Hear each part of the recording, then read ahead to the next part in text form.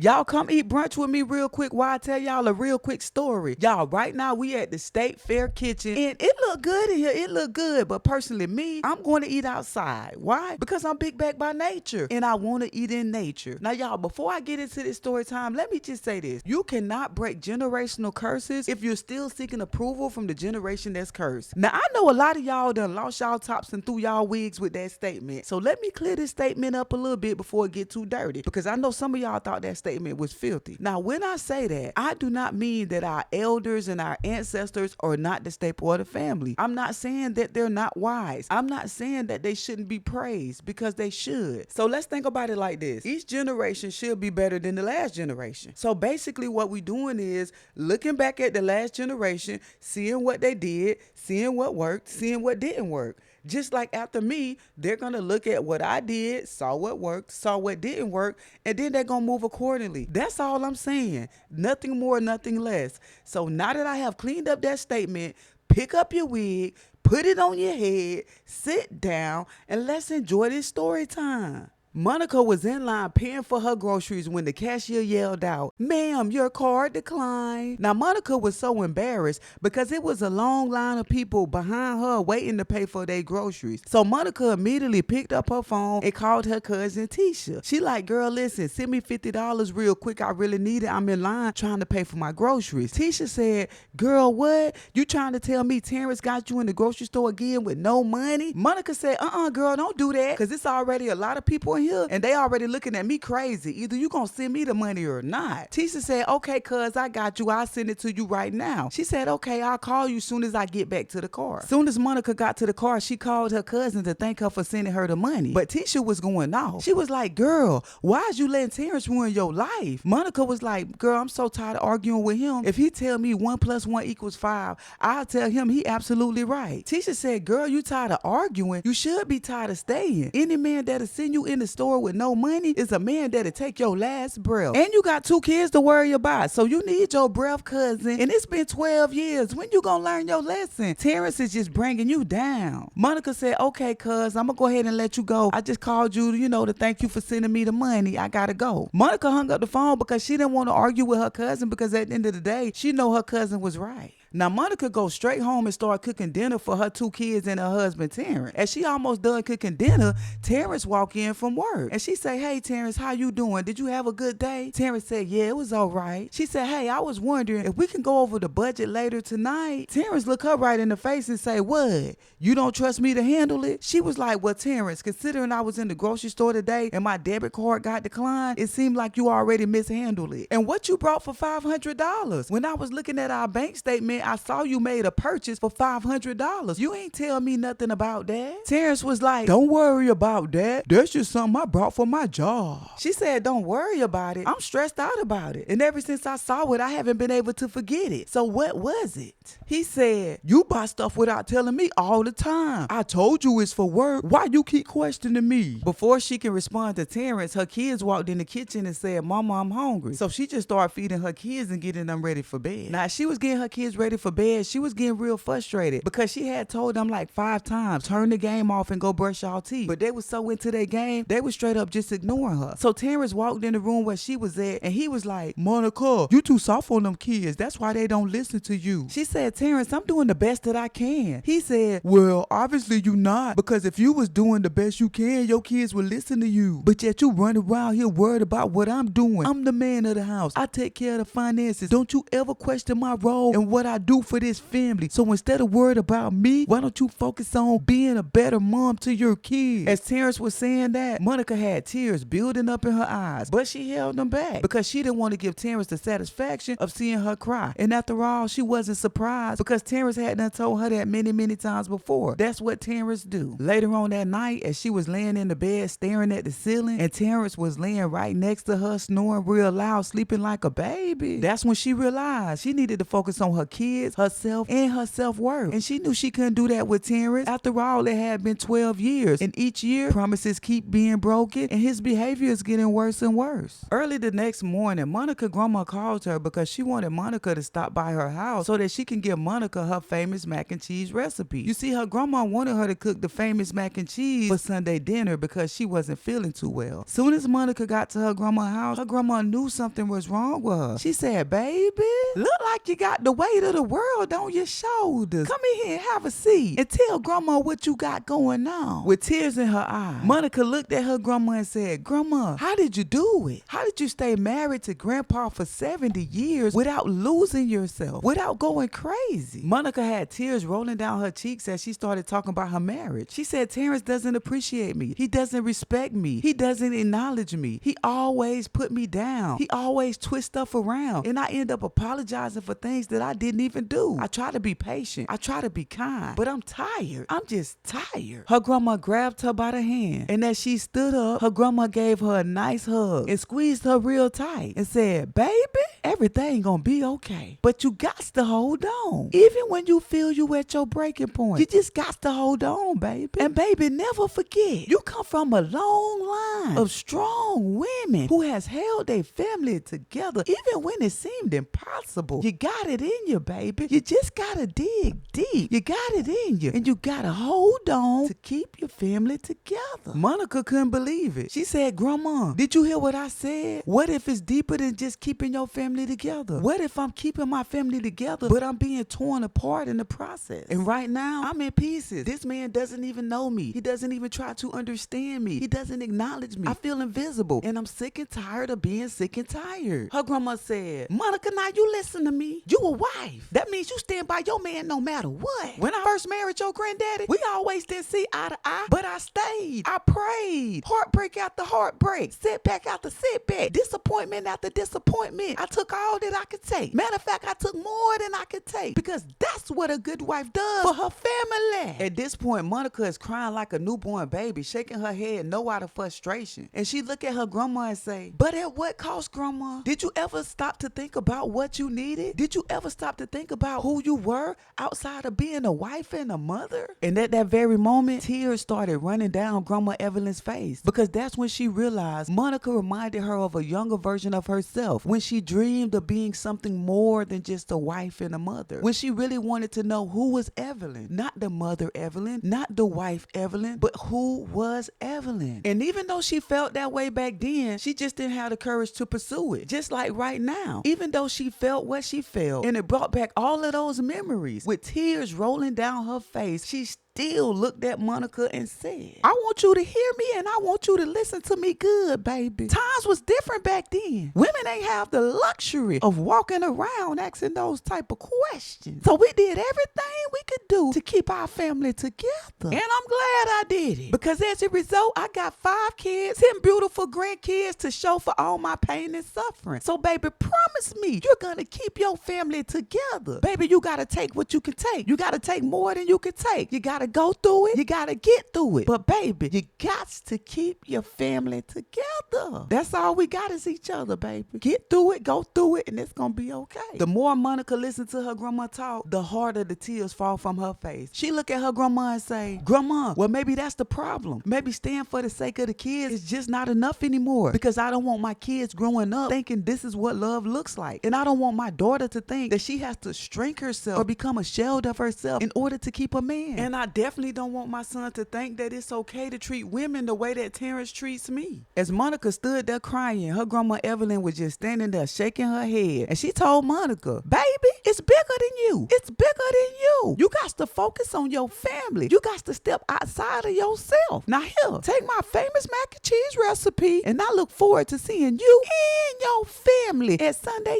dinner. Now tell Terence I said hey." Monica couldn't believe it. As she was walking out of her grandma's house, she was drowning in tears. Soon as she got to the car, she called her favorite cousin Tish. Soon as Tish answered the phone and heard Monica crying, she said, "Cuz, what's wrong with you? Don't tell me Terence put his hands on you because I come over there right now with my husband and have him do some strange things to Terence." She said, "No, girl, I just left grandma's house and I can't believe what she just told me. I was telling her about me and Terence and how he made me feel worthless, how he made me feel like I wasn't enough. And girl, even when she saw me me breaking down, brokenhearted, lost inside of a man who refused to help me find myself because it strokes his ego that I'm lost inside of his world, a world that he cannot control because he can't control himself. She still told me to stay. Her cousin said, Monica, stop crying, because at the end of the day, grandma love you, and you know that. And grandma gave you that advice because that's all she knows. See, that's the same advice that was given to her, and that's the same advice that was given to her mom. We come from a long line of strong, educated, smart women who stayed inside of marriages and suffered because that's how they felt they had to prove they love. And to be honest, they really didn't have a choice, because back then, if you did anything else, you were shunned. You were considered to be the devil. And they really didn't have the resources back then to live on their own, because even if they had the courage to leave, they didn't have the money to be able to support themselves and their children. So Monica, stop holding that against grandma.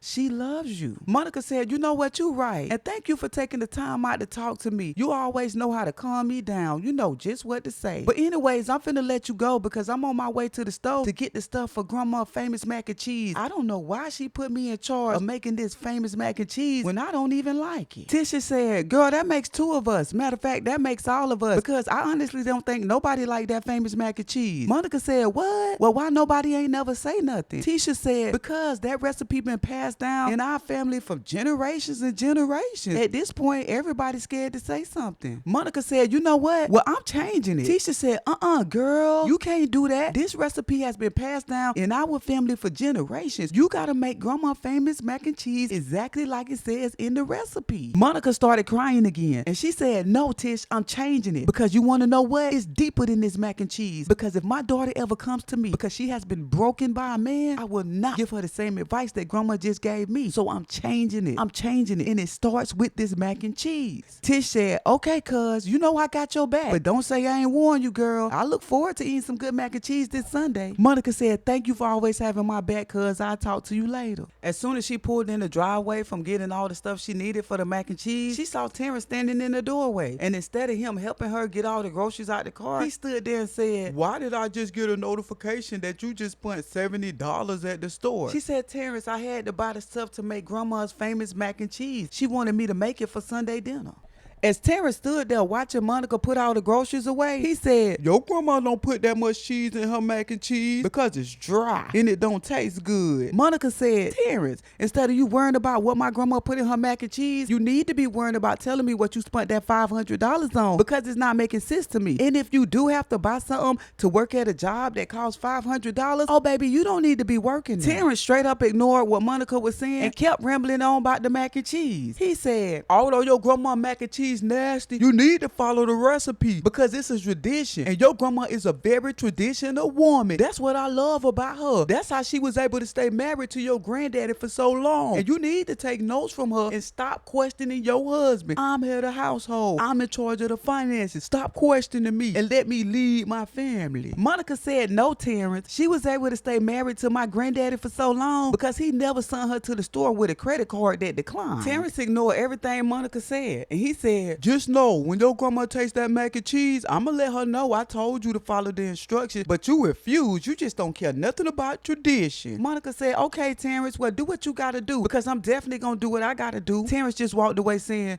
you just so disrespectful. You don't care about tradition. You don't care about respect. The day had finally come, and everybody was at Grandma Evelyn's house getting ready for Sunday dinner. Well, everybody except Terence, because see, Terence had went out the night before and he never did come home. So by the time Monica and her kids got ready and went over to Grandma Evelyn's house, Terence was still nowhere to be found. As everybody was getting ready for Sunday dinner, Monica decided to go in the back room and call Terence to see where he was at, because she was pretty much embarrassed that Terence hadn't showed up yet. Now, as Monica was on the phone, Grandma Evelyn happened to walk by the room and hear Monica crying. So once she heard Monica crying, she slowly walked to the door and pretty much started eavesdropping on her conversation. As she was eavesdropping on the conversation, she heard Monica say, where are you, Terence? I can't believe you doing this. As much as I don't like you right now, you know what'll make my grandma happy for you to be here for Sunday dinner. You know my grandma strongly believes in keeping the family together. I can't believe you embarrassing me like this. And Terence just said, well, maybe you can explain to your grandma why you keep disrespecting me. Maybe you can explain to her how you not a traditional wife. Maybe you can let her know why you keep running me away from my family. Maybe you can explain all of that. Monica was just crying. I mean, crying like a baby, like sobbing, crying. And as her grandma stood at that door and heard that, she immediately immediately opened the door and said, Monica, what's going on, baby? Are you okay? Now, when Monica grandma asked her that, the first thing that came to her mind was her grandma saying, baby,